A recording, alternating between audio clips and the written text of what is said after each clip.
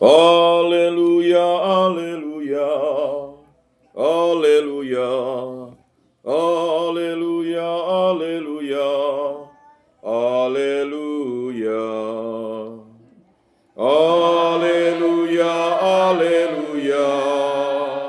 haleluya, haleluya, haleluya, haleluya, haleluya. Berjaga-jaga dan bersiap-siaplah, sebab Anak Manusia datang pada saat yang tidak kalian duga. Haleluya, haleluya, haleluya, haleluya, haleluya, haleluya. Inilah Injil suci menurut Lukas. Dimuliakanlah Tuhan. Sabdamu kupikirkan, sabdamu kuucapkan, sabdamu kuresapkan di dalam hati. Di bait Allah tak kalah mengangkat muka, Yesus melihat orang-orang kaya memasukkan persembahan mereka ke dalam peti persembahan. Ia melihat juga seorang janda miskin memasukkan 2 peser ke dalam peti itu. Maka Yesus berkata, "Aku berkata kepadamu, sesungguhnya janda miskin ini memberi lebih banyak daripada semua orang itu. Sebab mereka semua memberikan persembahannya dari kelimpahannya, tetapi janda ini memberikan dari kekurangannya. Bahkan ia memberikan seluruh nafkahnya." Demikianlah sabda Tuhan.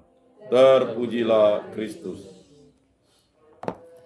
Bapak, Ibu, saudara-saudara yang terkasih dalam Yesus Kristus, renungan saya mulai dari suatu kisah kehidupan yang begitu luar biasa dari seorang yang bernama Perawan Maria. Jadi kalau kita mengikuti minggu-minggu ini, ada yang namanya pesta Santa Perawan Maria dipersembahkan kepada Allah. Ya. Jadi pada minggu lalu itu ya ada perayaan pesta, ya. Nah, dalam Santa Perawan Maria dipersembahkan Allah kepada Allah itu Santa Ana ibunya dan Santo Yoakim. Kalau mau lihat gambarnya itu di Paroki Maria Ratu Pencipta Damai itu ada Santa Ana dan Santo Yoakim. Jadi dia itu adalah ibu dan bapaknya Bunda Maria. Ya. Jadi Santa Perawan Maria ini sudah dipersembahkan dari kecil kepada Allah. Ya. Jadi kalau kita refleksikan ketika beliau ya malaikat itu ya menjumpainya, kabar gembira itu. Lalu ada dialog di situ. Lalu apa yang dikatakan Maria? Terjadilah padaku menurut kehendakmu. Nah, peristiwa kehidupan itu merupakan persembahan kepada Allah. Jadi persembahan kepada Allah itu. Kemarin itu kami baru selesai sidang Denas Merit Encounter yang ke-51 di kota Pontianak. Itu sidang Denas Worldwide Merit Encounter yang pertama kali di kota Pontianak. Kalau di Tanah Kalimantan sudah ketiga kalinya, di Banjarmasin 2 kali, baru di kota Pontianak yang pertama kali. Nah, sidang Denas itu setiap tahun, nanti tahun depan itu di Surabaya, berikutnya katanya di Atambua ya. Nah, supaya menjaga api kita tetap bernyala dan api kita menyala-nyala, ya ada beberapa hal yang harus dilakukan. Yang pertama itu, supaya menjaga api tetap menyala itu, kita harus menyandarkan diri pada kehendak Allah seperti Bunda Maria, menyandarkan diri pada kehendak Allah. Setiap waktu, setiap saat itu ada kehendak Allah yang terjadi dalam hidup kita. Kemudian yang kedua, kita harus rendah hati. Rendah hati. Karena ada 5 hal yang membuat kita akan sukar bertemu dengan Allah. Yang pertama itu kesombongan. Kesombongan itu tidak akan kita bisa berjumpa dengan Allah. Mau ke gereja pun tidak jadi. Mau doa tidak jadi.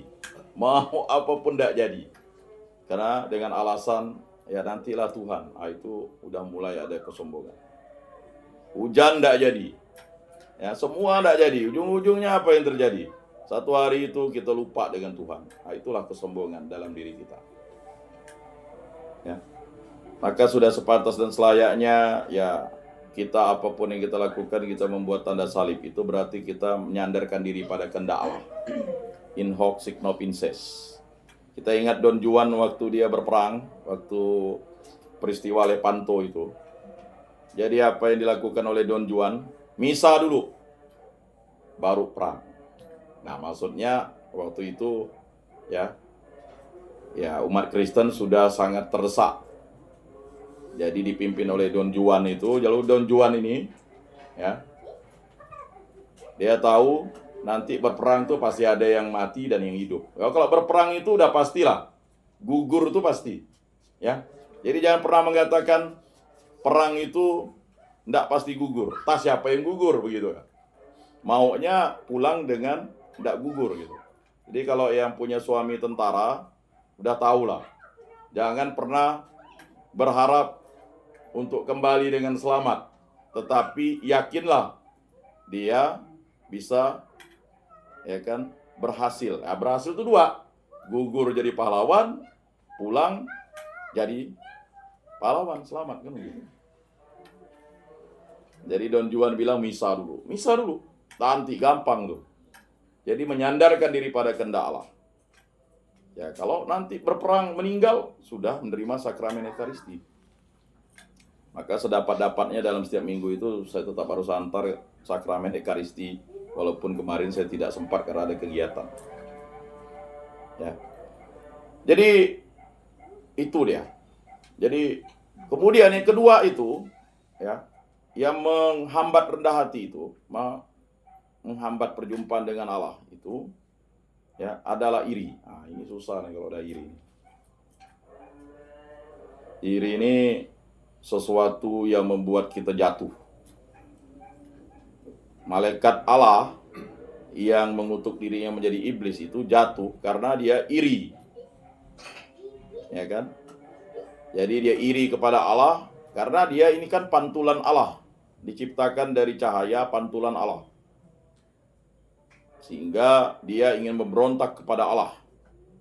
Akhirnya dia menghujat Roh Kudus dan selama-lamanya dia mengutuk dirinya menjadi iblis. Setan itu kan menentang Allah. Nah, jadi kalau kita menentang Allah itu berarti, ya, kita bertindak, ya, menentang Allah berarti kita. Tapi puji Tuhannya karena Kristus kita diampuni Allah, Sang Pendamaian itu. Nah, saking irinya, dulu dia tinggal di surga, akhirnya dia menggoda Hawa. Jatuhlah Hawa. Ya, Hawa menggoda Adam. Jadi begini, manusia ini, kalau misalnya orang udah tidak senang dengan seseorang itu, ngapain ke rumahnya kan? Udah mulai nih. Ini kan apinya itu, ya, dinyalakan pakai bensin lagi kan, makinlah berkobar. Bukan api untuk tetap setia kepada Allah, tetapi api yang bernyala-nyalanya untuk kemarahan. Ya, susah. Jadi itu untuk membuat kita rendah hati itu memang sangat sulit kalau kita tidak menyandarkan pada Allah. Berikutnya yang ketiga itu apa? Ya, yang membuat kita tidak bisa, ya, rendah hati itu, ya, adalah kemalasan. Kemalasan. Jadi seseorang yang malas, ya, itu susah untuk bisa berkembang, terutama berkembang imannya. Marta, engkau menyibukkan diri dengan yang macam-macam. Maria sudah mengambil, ini kan namanya Maria, bukan Bunda Maria maksudnya. Maria sudah mengambil bagian yang paling utama, yaitu mendengarkan firman dan sabda Tuhan. Jadi apapun yang terjadi, Sama seperti kalau kita nyiapkan resepsi, kita malah takut datang ndak tamu, makanannya enak. Itu ndak penting Bapak Ibu, saudara-saudari terkasih. Yang paling utama itu adalah misanya. Apalah resepsi itu? Resepsi itu kan hanya kegembiraan duniawi. Tetapi misanya, saya sering melihat misa perkawinan itu, ya mungkin, ya dianggap sebagai sesuatu yang sepele. Padahal misa itu yang utama. Ndak diundang atau diundang kan, kita datang silakan. Karena misa itu adalah ya menyambut tubuh dan darah Kristus begitu. Jadi kita lebih takut tidak datang ke resepsi daripada tidak datang misa begitu. Kalau misalnya ada keluarga kan dia misa, oh dia tidak undang. Yang paling utama datang ke misanya, itu yang paling penting. Apalah artinya resepsi? Resepsi itu hanya makan-makan, foto-foto ya kalau diajak foto. Kalau tuan rumah yang tak ajak foto, susah juga ya kan. Pakaian udah necis, dandan udah 2 jam, ke gereja 1,5 jam tak mampu gara-gara dandan kan tadi, ujung-ujung dari foto, selesai. Tapi sekarang sudah ada foto booth, foto sorang kan gitu. Kalau dulu mana bisa foto sorang, selfie ya sekarang kan gitu. Nggak dipoto sama dokumen kan gitu. Nah, ini persoalan ya. Jadi hati-hati kalau kita itu ya mempersiapkan segala sesuatu tuh, yang paling utama tuh misa. Ya. Kemarin sepupu saya itu terlalu, ya itu tadi, akibat sombong tadi itu. Disuruh terima sakramen perkawinan dulu, lalu biayanya lebih membengkak daripada jadi kawin adat. Nah, itu kan namanya bodoh namanya. Disarankan, orang udah disarankan ketua umat, ini langsung terima sakramen perkawinan, biar ratum et consumatum, halal gitu Pak. Ini udah kawin adat kan, dia berzina nama ujung-ujungnya kan, tidak boleh terima sakramen Ekaristi. Ini kan persoalan yang sering dihadapi oleh masyarakat kita, masyarakat Katolik. Orang lebih takut adat daripada gereja. Kalau kakek saya dulu tuh lebih takut Tuhan. Kau kawin Tuhan sana. Padahal kakek saya masuk Katolik itu udah tua. Dia lebih takut Tuhan. Kawin adat kami yang urus, kawin Tuhan tuh yang paling utama. Nah itu yang penting kita harus tanamkan dalam iman kepercayaan kita itu. Nah itu akibat tadi itu. Kami dialog kemarin itu ada seorang maklum lah ya. Kawin adat itu mudah. Sebenarnya saya bilang tidak mudah kawin adat itu, sulit.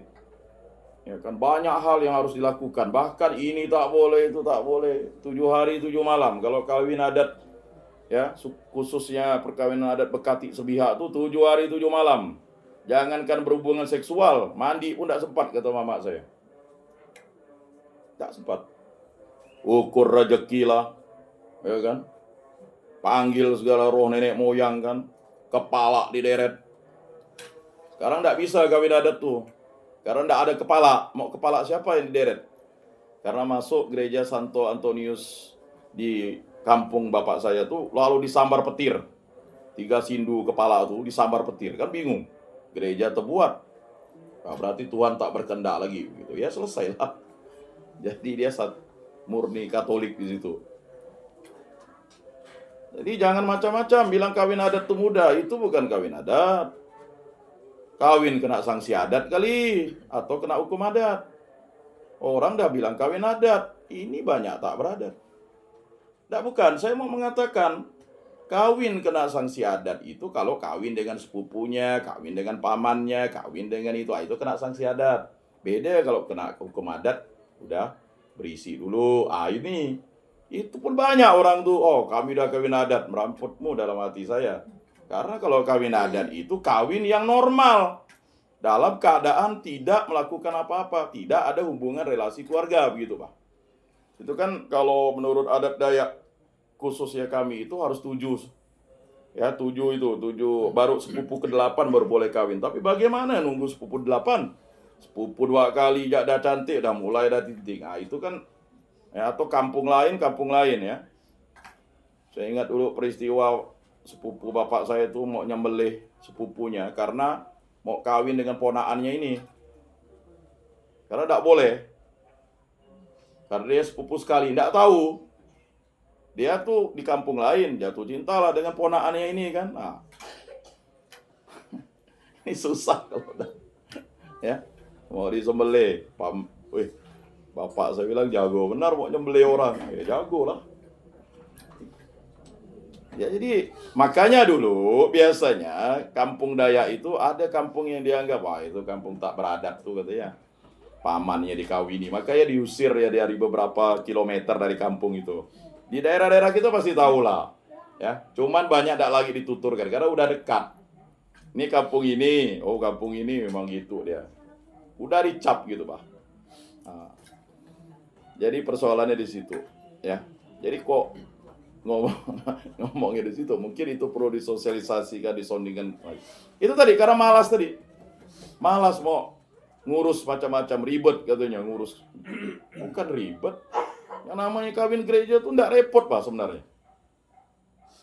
Ya kalau kawin adat tuh macam-macam dia harus dilakukan ya.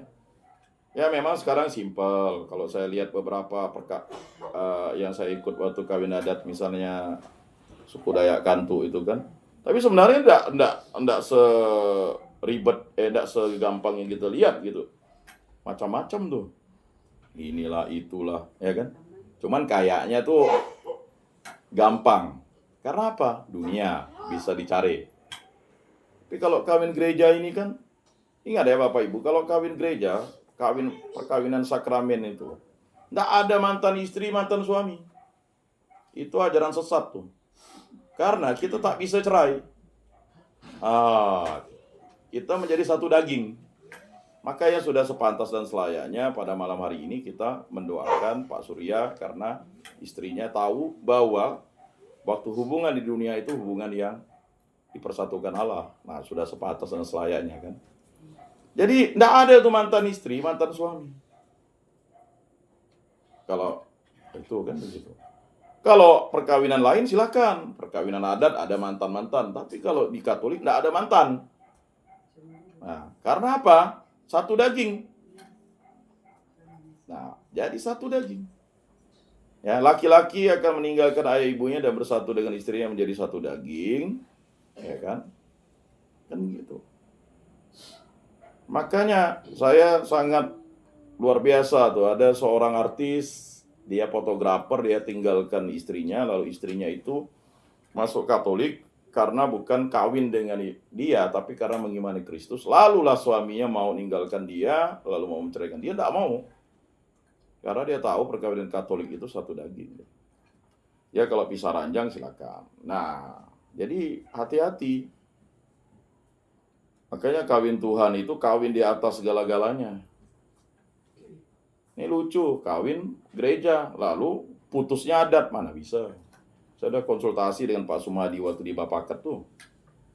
Kan dulu waktu Bapakat dibentuk tuh kan mau ngecek perkawinan bapak-bapak Katolik yang tak beres. Kalau tak beres, tak dibereskan kan, sangsut nanti dia. Cuman kan bapak-bapak ini kan gengsi. Ya, waktu saya ketua bidang 1 tuh saya cek waktu bapak ibunya tuh udah kawin gereja belum, makanya saya kasih pembekalan. Nah sekarang enggak ada lagi, ditiadakan. Maksud saya ingin membantu, menolong. Apa masalahnya? Kalau masalahnya memang terikat perkawinan dan akhirnya beberapa pasang suami istri, lalu ada yang mengaku, Pak saya nyambut Pak, padahal suami saya belum kawin gereja. Oh Bu, itu keliru Bu. Jadi ibu ya doakanlah suaminya. Akhirnya setelah anaknya menyambut, dia pun membereskan perkawinannya. Kan itu maksudnya. Memang susah kawin tuh berdua. Ya, nikah tuh berdua, kawin tuh ramai-ramai. Kawin tuh diam-diam ya, nikah ramai-ramai kan. Kalau kawin tuh pakai urat, nikah pakai surat kata orang kan. Jadi masalah perkawinan ini menjadi persoalan yang dirongrong oleh iblis. Jadi perkawinan Katolik itu makanya ketika misalnya ada yang mencari saran, ketika dia mau bercerai, tidak bisa bercerai, titik. Dia kan begini-begini nih, ya pisah ranjang silakan, berpisah silakan, berpisah. Berpisah dalam artian, kalau dia memang suka mukul, suka melasa, ya nanti takut mati, laporkan ke polisi. Ya, kekerasan dalam rumah tangga. Tapi kalau misalnya sekedar kekerasan, ya biasalah, namanya pertengkaran tuh biasa, ya kan. Yang namanya suami istri kalau tidak bertengkar itu kan, itu ibaratnya micin dan garam. Kalau garam tumpah, asin lah, banyak sayurnya kan, micin banyak, terlalu bisa ya terlalu tidak sedap kan begitu. Ini belum apa-apa lalu udah sikit-sikit. Kita tidak ada begitu. Ya, jadi mohon nanti Bapak Ibu saudara-saudari itu mengingatkan karena ini susah. Kan ya mohon maaf, udah dia aktif di gereja, aktif organisasi, loh. Susah. Ya. Ini terjadi di lingkungan-lingkungan kita itu dan kita membiarkannya itu. Nah, itu akibat kemalasan tadi itu untuk mengurusi sesuatu. Ya. Nah, itu jadi rendah hati itu memerlukan ya sesuatu pengorbanan. Berikutnya yang jelas ya. Selain kerendahan hati, itu yang paling utama itu hanya ya tadi menyandarkan kepada kehendak Allah, lalu kerendahan hati. Mari kita layani Tuhan. Nah, melayani Tuhan. Bapak Ibu, saudara-saudari yang terkasih, melayani Tuhan itu sebenarnya sangat mudah. Bapak Ibu mengurus suami dengan baik, ya apalagi kalau yang udah lansia, saya paham lah. Ya kan udah model kayak anak-anak. Ya kami laki-laki nih kalau udah mulai anak tuh udah mulai kayak anak kecil ada. Ya kan? Disuruh tersinggung, ya kan, disuruh makan marah, disuruh minum merajuk, ya pokok begitulah. Habis itu ndak ada istrinya, lalu bercari gak? Itu namanya biasa, normal lah. Ada psikologi, kalau laki-laki itu kalau 40 tahun itu udah sampai puncak dah dia punya. Dia punya apa tuh? Ya, makanya udah habis itu dia PDI dia, penurunan daya ingatan. Ya. Yang penting dia ndak lupa istrinya lah kan begitu. Ya memang ada fasenya. Nah kalau perempuan itu dia lebih stabil. Ya. Ya kalau dia tidak sakit atau apa, dia itu daya ingatnya tinggi kalau perempuan itu. Ya memang karena perempuan itu kan dia menstruasi mungkin metabolisme tubuhnya. Jadi dia waktu men itu kan mengeluarkan darah-darah kotor kan. Laki-laki kan tidak men tuh. Ya menurut itulah ya. Ya karena itu. Kalau yang laki-laki nih ya mudah dia. Ya. Kalau perempuan kalau dia kena Parkinson atau apa, tapi kalau ini. Nah, itu terjadi fase yang seperti itu. Jadi melayani Tuhan itu melayani suami, ya kan, mendoakan suami, itu udah pelayanan. Terkadang orang itu kan mau melayani sana sini. Ya, beberapa kali itu banyak teguran kepada aktivis Katolik. Oh, sana sini dia melayani. Ya kan? Suaminya di rumah, diam-diam, ya kan? Anaknya entah kemana. Nah, banyak kesibukan tapi lupa ya. Ya. Jadi kata seorang imam tuh ya, ini ikut aktif nih apakah karena melarikan diri dari situasi rumah tangga, kan sering terjadi tuh. Ya. Jadi makanya banyak semuanya perlu direfleksikan. Nah, Bapak Ibu saudara-saudari yang terkasih, bacaan pada hari ini mengingatkan kita bahwa untuk bisa sampai di kitab Wahyu itu bukan masalah hitung-hitungan ya. Makanya apa yang dilakukan oleh ya Yohanes melihat suatu tanda ya, dan di dalam mulut mereka ya tiada terdapat dusta, mereka tidak bercela. Jadi itu syaratnya. Jadi kalau mau masuk dalam kerajaan surga ya tidak ada dusta lagi, tidak ada cela lagi. Kalau ada cacat celah ya tidak bisa. Ya. Itu hak Allah, hak otoritas Allah. Kita hanya mohon belas kasih dan kerahiman Allah. Mana kita bisa maksa Allah? Ya hak otoritas Allah lah. Maunya semuanya masuk surga, ya kan? Tapi kan kembali lagi, ya, apa yang kita lakukan di dunia ini kan akan dipertanggungjawabkan. Lah makanya ada ya sakramen pertobatan. Terimalah itu. Ya. Terimalah itu. Ya. Saya dulu pernah merasa sedih, ya kan? Udah jauh-jauh dari Bengkayang mau terima sakramen tobat, jadwalnya udah enggak ada gitu. Allah. Jadwalnya enggak ada. Saya baru kali itulah peristiwa pengalaman iman yang begitu sangat membuat saya ya, apa fungsi imam nih? Mana kita bisa ngaku dosa tanpa imam? Pengakuan dosa itu. Begini, pastor, saya ini kan dari Bengkayang. saya baru ada libur tuh hari itu. Oh, udah tak ada jadwal katanya. Padahal baru tanggal 22 waktu itu, 22 ke 23 ya. Akhirnya saya cari seorang pastor lagi di katedral. Kalau itu jawabannya ya, karena tidak puas saya pergi katedral. Saya WA, pastor saya mau ngaku dosa. Oh mohon maaf Pak, saya lagi di luar kota. Ya udah, pastornya mohon maaf. Ya berarti udah 2 kali kan. Jadi itu pengalaman saya mau ngaku dosa. Karena memang tidak enak kalau kita merayakan Paskah atau Natal tidak ngaku dosa tuh, rasanya tidak plong gitu. Ya kan? Ini ada juga nyelonong-nyelonong. Saya tanya seorang anak tuh yang masuk di lapas anak, ya kan? Saya setiap Rabu kan ke lapas anak. Kapan kamu terakhir ke gereja? Nggak pernah ke gereja, Pak. Dulu waktu sambut baru katanya. Ya ampun. Jadi Natal, ya Natal ya gitu-gitu. Katolik. Ya. Waduh. Ada juga yang ngias rumahnya sampai enggak sembahyang. Bangga dia. Waduh, aku nih sampai ngias rumah tak sembahyang, ngecat. Kok itu yang dibangga kan? Orang yang utama itu misa ya kan. Bukan buat kue, bukan ngemas rumah. Ya kan? Misa yang utama. Kalau pergi ke Tambua, pergi ke Kupang sana tuh yang paling besar Paskah. Natal ya gitu-gitu aja deh. Enggak ada buat kue deh. Tanya bibi saya tuh. Ya kan? Sonde katanya, enggak ada, mana ada. Sonde buat kue, kalau sonde itu kan enggak. Ya kan?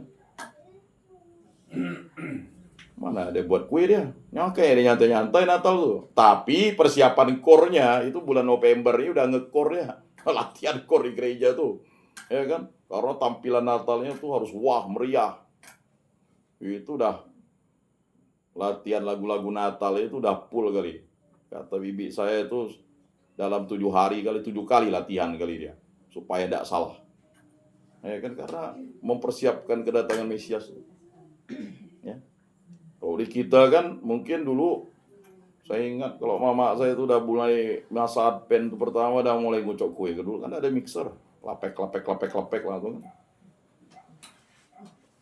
Karena lagi mau ini yang mau disambut nih Raja Agung kan. Yesus mau makan kue, jadi harus buat kue kan gitu. Ya, itu kan semangat itu kan membuat kita menjadi semangat. Anak-anak kan menjadi semangat. Udah mau Natal nih. Makanya hari-hari begini kita jarang merasakan suasana Natal lepas. Kok rasanya enggak Natal? Ya kan enggak Natal karena enggak ngaku dosa, enggak mempersiapkan diri dengan baik. Ya kan? Masa Advent dibiarkan, ini kan ada pertemuan masa Advent 1, 2, 3, 4. Saya tidak tahu apakah nanti ada pertemuan. Itu wajib sebenarnya di Kuskupan Agung Pontianak dan di ini ya. Sama seperti masa Prapaskah tuh, ya. Ada pertemuan Mas dengan ini ya. Mungkin nanti ditanya apakah itu. Itu ada namanya. Jadi setiap minggu itu kita kumpul untuk merefleksikan tentang Advent itu. Karena itu Advent masa pertobatan, masa penantian. Ya. Jadi ini penting untuk direfleksikan. Ya. Karena apa? Karena itu dampaknya signifikan. Makanya sering banyak yang ngomong kok enggak ada perasaan Natal. Lalu perasaan Natal itu baru tiba tuh kira-kira udah mau selesai Natal. Barulah, ya kan? Baru ada perasaan Natal nih, ya kan? Karena memang mengunjungi sekarang sudah makin minim, ya kan? Nantilah tahun depan saya kunjungi, ya kan? Ada sepupu saya bilang, abang open house gak? Ada. Dan tiap kali kemarin pun nanya open house kan? Enggak 2 tahun datang dia saya open house, saya bilang. Ini sih nanya terus open house, nanti saya datang, janji ya saya bilang kan. Ya persoalannya kunjung mengunjungi udah semakin minim ya kan. Ya puji Tuhan lah kalau saya tidak sibuk nih hampir di semua rumah di umat Lupinus ini saya pergi lah. Beberapa tahun yang lalu saya dengan Bang Alik tuh saya sampai akhirnya sakit perut ya. Sakit perut ini bagian, udahlah buang dulu lah saya bilang. Ya. Terkadang nunggu, nantilah saya yang tua tuh, saya yang muda, yang mana ini ujung-ujung.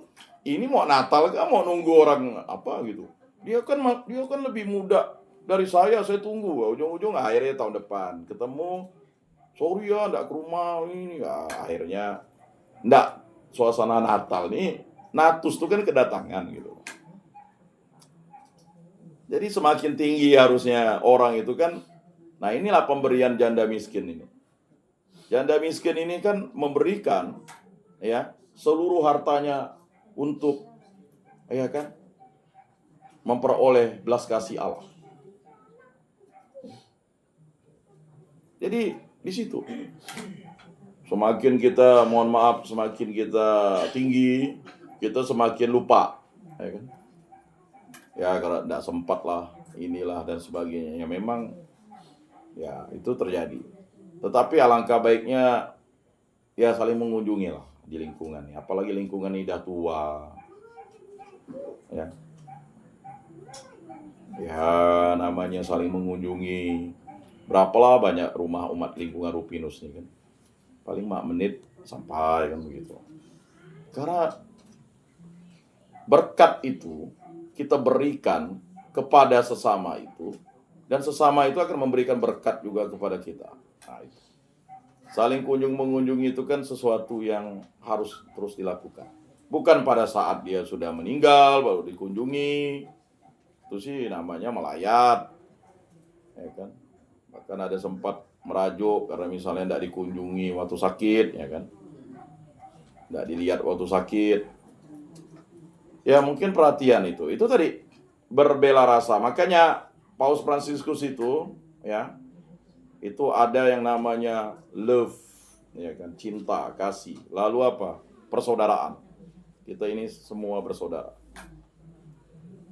Karena ada yang milih-milih pergi ke rumah. Saya perhatikan beberapa tahun ini nih, kalau rumah ini yang ibadat tak mau pergi deh. Alasannya macam-macam. Lupa lah, sibuk lah, tidak baca grup lah, ya kan? Kecuali kalau memang dia, aduh, kenapa mau tidak pergi jaga abangnya sakit? Ya itu alasan yang baik, karena memang harus ada. Ya, terkadang nih kan, lupa lah, sibuk lah, enggak lah, dia tidak ke rumah kita lah. Kalau udah gitu, selesai lah dah. Kalau tidak berbela rasa. Karena bela rasa itu penting. Ya. Kemarin itu setelah selesai sidang Denas itu kan, selesai, karena saya MC, terus dengan istri saya tuh, saya antar Pastor Helen ke biaranya, antar istri saya ke PAL, habis itu jemput lagi Pastor Yono. Pastor Yono ini hanya berjumpa dengan Bu Maria Kulam tuh melalui medsos. Nggak pernah jumpa dengan Bu Maria Kulam. Pastor mau ketemu siapa? Bu Maria Kulin. Maria Kulin, siapa Maria Kulin itu bilang? Oh, Maria Kulam kali. Oh iya ya Pak, ini rumahnya ini. Pastor itu dengan jelas, dia ada ini kan, ada ini. Oh iya Pak, iya Pastor. Nanti saya antar. Itu Maria Kulam. Tenang ya Pastor. Sampai ke sana. Saya nanya Pastor tuh dengan Bu Maria Kulam nih, ketemu di mana? Di medsos ya. Tapi kehangatan itu sudah luar biasa gitu. Pastor itu mengunjungi. Lama-lama sebenarnya Pastor itu mau ke Bipang kan. Cuman, waduh udah 3:30 karena mau terima sakramen Krisma. Ada Monsinyur di Siantan. Saya antar ke Siantan. Dari Siantan saya ke Batu Layang karena bibi saya mau kembali lagi ke Kupang. Ya. Nah, itu kan sedapat-dapatnya lah. Saya tanya bibi saya kapan lagi ini? Entah kapan-kapan lah ke Kalimantan lah itu. Jadi berbela rasa itu penting. Ya. Karena apa? Bela rasa itu sesuatu yang ya dianugerahkan untuk kita.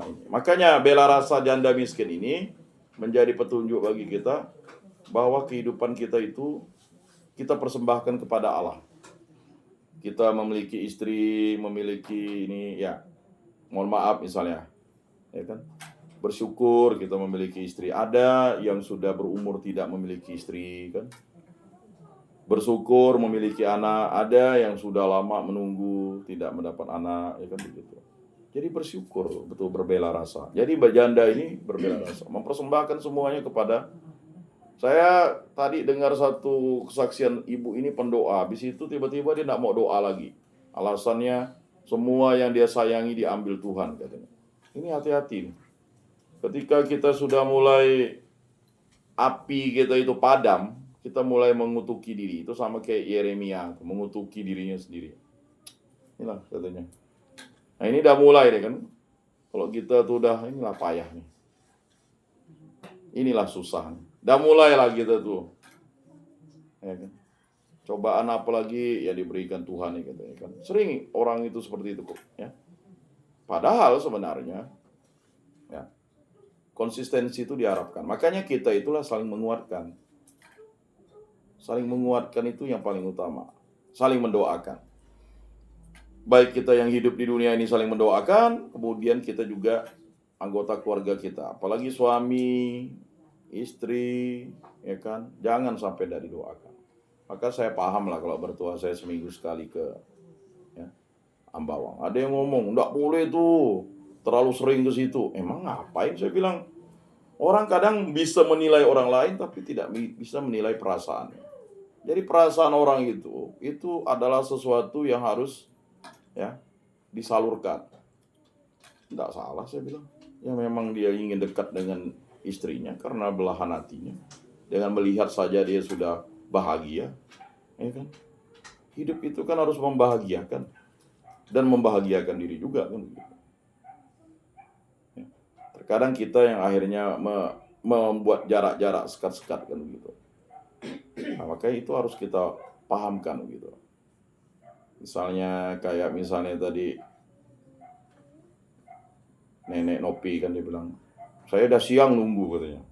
Oh, saya ada kegiatan, saya bilang. Siang kemarin maksudnya kan.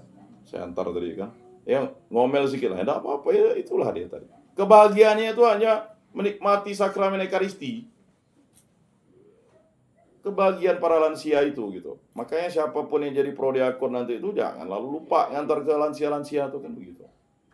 Ini kan udah mau ini lagi ya. Kenapa? Tugas kita ini hanya jadi alat gitu. Pengurus lingkungan jadi alat. Ya kan? Alat apa? Alat Tuhan untuk sampai begitu. Jadi kalau dijadikan beban susah. Ya kan? Apalagi dengan berbagai macam ya kan penilaian orang. Orang itu kan hanya bisa menilai. Oh, lingkungan Rufinus tuh enggak punya core gitu kan. Oh, ada kok saya bilang. Itu kan penilaian orang. Ya kan? Oh, lingkungan Rufinus tuh bernyanyinya tak elok. Bukan tak elok saya bilang. Ya kan?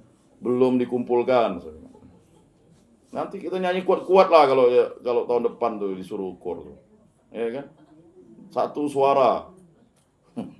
Nggak perlu sebenarnya. Kalau nyanyi lagu liturgi itu jangan khawatir. Nyanyi lagu liturgi itu sebenarnya monofonik sebenarnya. Cuman banyak orang itu kan menganggap dirinya ketika lagu persembahan dia nyanyi 4 suara, lagu baru, padahal lagu itu belum diperiksa nihil obstat dan imprimaturnya. Lagu itu hanya cocok dinyanyikan di kuskupan lain, belum masuk di kuskupan ini. Lagu yang cocok yang ini itu kan lagu yang sudah mendapat nihil obstat dan imprimatur. Yang lagu Mada Bakti, kalau Kuskupan Agung Pontianak pakai lagu bakti ya lagu Mada Bakti. Jangan kita tuh kan rasanya merasa bangga kalau ada lagu baru dinyanyikan dan umat tak bisa nyanyi. Itu bahaya. Lagu itu harus bisa dinyanyikan oleh seluruh umat. Adalah salah kita memilih lagu yang tidak bisa dinyanyikan umat. Makanya harusnya ketika nyanyi lagu baru itu, umat itu harus dibagikan teks fotokopinya. Nah, kalau di gereja kita kan tidak pakai layar tuh. Kalau di gereja lain pakai layar. Jadi kita bisa bernyanyi. Bahkan itu harus dilatih dulu. Saya waktu di Malang itu, kor itu sudah datang 1 jam, setengah jam dia latihan. Tahu nggak kor ditempatkan di mana? Di atas. Di atas. Kor itu bukan di depan, di atas. Mendorong umat untuk nyanyi. Bukan malah monopoli nyanyi. Dari awal sampai akhir dia nyanyi, tidak boleh. Nah, jadi ini tidak bisa. Makanya kita harus memahami bahwa liturgi itu umat semuanya wajib bernyanyi dengan lagu yang sudah ditetapkan oleh Keuskupan Agung Pontianak. Ini lagu apa? Kalau mau pakai atau diserahkan ke paroki. Kalau di Siantan puji syukur, di Kota Baru puji syukur, ya itu. Ya. Di kita Mada Bakti, ya kan? Nah, karena ya Mada Bakti yang menjadi ini kan. Nah, ini persoalan-persoalan yang kita hadapi ketika kita datang ke gereja, kita mempersembahkan seluruhnya. Ya, bernyanyilah. Nggak ada suara jelek itu. Semua suara itu baik. Ya. Suara itu bagus. Ya. Kebetulan saya pengurus LP3K Kota Pontianak, sering mendapatkan trainer untuk itu. Saya mau menjelaskan itu. Ya. Jadi jangan pernah berbangga KOR itu kalau dia bernyanyi sendiri. Umat tidak bisa ngikut. Oh, mantap. Mantap itu bukan untuk KOR. Umat yang bisa bernyanyi itu yang harus, karena dia mampu memuji dan memuliakan Tuhan. Nah, jadi itu cuman ada itulah tadi. Kalau orang udah mulai sombong, ini susah. Ini udah susah nih. Ya. Jadi tidak boleh KOR itu memonopoli semuanya. Minimal satu bait dinyanyikan. Makanya lagu-lagu di Mada Bakti ya sudah oke. Nanti kalau misal terjadi perubahan, kuskupan bilang pakai puji syukur, ya puji syukur. Di kampung masih pakai doaku, ya doaku, kan begitu. Nah, dulu pakai haleluya karena kita dalam paroki katedral. Nah, sekarang udah Kuskupan Agung itu pakai Mada Bakti Kalimantan, kan begitu. Orang-orang di NTT, di Kupang sana paling suka nyanyi lagu Kalimantan di Malang. Bagus lagunya. Kita lagu yang Kalimantan tuh jarang gitu nyanyi kan. Mereka bilang, kok terbalik, kami suka nyanyi lagu-lagu Kalimantan nih. Bagus dia punya itunya. Sairnya, ininya, etniknya. Ya. Kita sendiri malah suka bernyanyi lagu-lagu dari luar. Dulu ada lagu yang paling aneh tuh. Ya kan? Bapa kami, tapi Bapa kaminya nadanya ini. Bapa kami yang ada di surga. Itu kan lagunya kan hanya ngubah lirik. Ya kan? Bandung Selatan di waktu malam. Nah, itu kan lagu. Lalu diubah. Mau ngerubah lagu Propan jadi lagu. Ya kan? Kan pernah tuh terjadi itu yang di NTT lagu Propan. Mungkinkah bila ku bertanya, lah ngapa dirubah? Kalau mana lagu, marilah kita lagu pembukaan dengan lagu, ya kan, dari artis ini, mungkinkah? Ya kan? Ini susah ini nanti, nggak bisa gitu. Nah, makanya jangan pernah berkecil hati ketika kita ditugaskan. Woi, lingkungan ini hanya lagunya Mada Bakti doang. Oh, ya memang lagunya yang wajib Mada Bakti. Nah, kemudian lagu persembahan ini sambil saya mengajarkan itu ya, karena saya selaku penyuluh itu saya mau menjelaskan. Kalau imam itu sudah selesai dia di persembahan itu, sebenarnya lagu persembahan itu sebenarnya tambahan. Dia tidak masuk sebenarnya itu ya. Lagu persembahan, tapi lagu persembahannya di Mada Bakti itu ya kan. Jangan ketika lagu udah persembahan itu sudah selesai di meja altar, memang nunggu kolekte. Kolekte itu kan tidak bersamaan dengan ini, kecuali pada misa-misa lah, kalau misa Natal dan sebagainya ya. Ya udah, kalau imam itu udah selesai di meja altar tuh, ya paling utama tuh kan, ya kan, roti dan anggur, persembahan yang utama yang dibawa misdinar tuh. Ya udah, lagu itu stop. Persoalan di tengah atau enggak, ya udah, dirijen stop saja. Ngapa ditambah? Oh, ini kurang nih. Orang kita udah latihan. Itu imam tuh kadang menunggu. Ini ya, umat ini kan harus bagaimana? Padahal ketika sudah itu udah harus stop. Ya. Jangan nambah-nambah bait lagi. Cuman ya disinilah kita mau menjelaskan gitu. Nah, lagu ini masih tergoda saya lihat ya, umatnya. Lagu penutup. Pokoknya pastor keluar semuanya udah doa. Ya namanya lagu penutup, itu kan sama kayak lagu pembukaan. Harus tetap berdiri. Selesai lagu penutup, nah yang kor juga janganlah sampai 4 bait. Cukuplah 2 bait. Ini tambahnya lagi. Ya kan? Karena namanya lagu penutup, umat berdiri, baru selesai lagu. Kan sama kayak lagu pembukaan, kita berdiri. Ritus itu kan. Nah ini sering terjadi. Kemudian ya cara membuat tanda salib juga. Jadi sekarang di TikTok, di YouTube itu sudah dijelaskan oleh berbagai macam pastor. Ya kan. luar biasa katekes saya sekarang, ya ikutilah itu sesuai.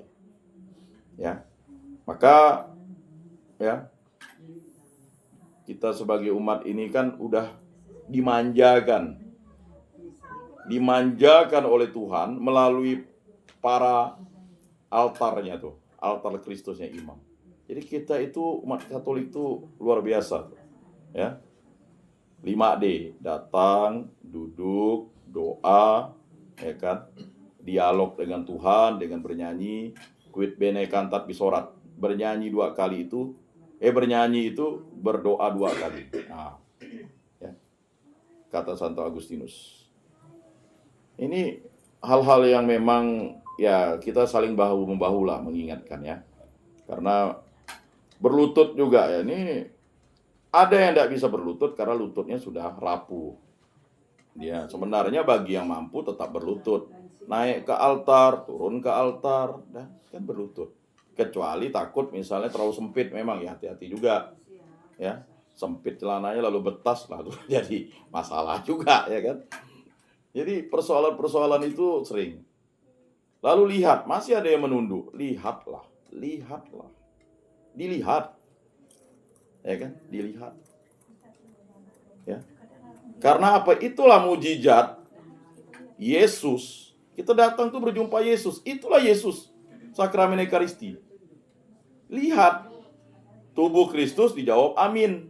Nah, kalau di Sanggau dulu ada yang tidak jawab amin, langsung digeser oleh imamnya. Mau komplain, tidak bisa. Saya tidak mau beritahu pastor itu. Tidak jawab amin, ditunggu. Tubuh Kristus. Diam. Udah. Gesernya. Pakai tangan.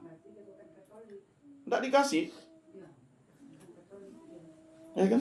Nah itu. Jadi persoalan-persoalan itu menjadi masalah bagi kita untuk kita menjadi pengikut Kristus. Marilah kita memberikan pelayanan yang terbaik bagi Tuhan supaya pemberian kita sempurna. Jadi untuk anak-anak kita juga kita ajarkan cara menyambut itu kan ada 3 cara, ya kan? Lalu ya tangan kiri, ya kan? Kemudian ada yang langsung ya dengan lidah.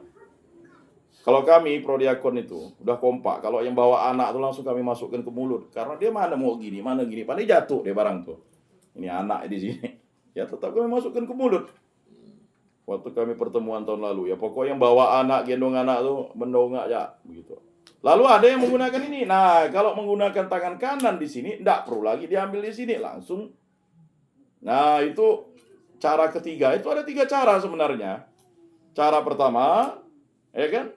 Lalu ya setelah dapat tubuh Kristus amin langsung ya kemarin di katedral tuh langsung ditegur enggak dimakan tuh.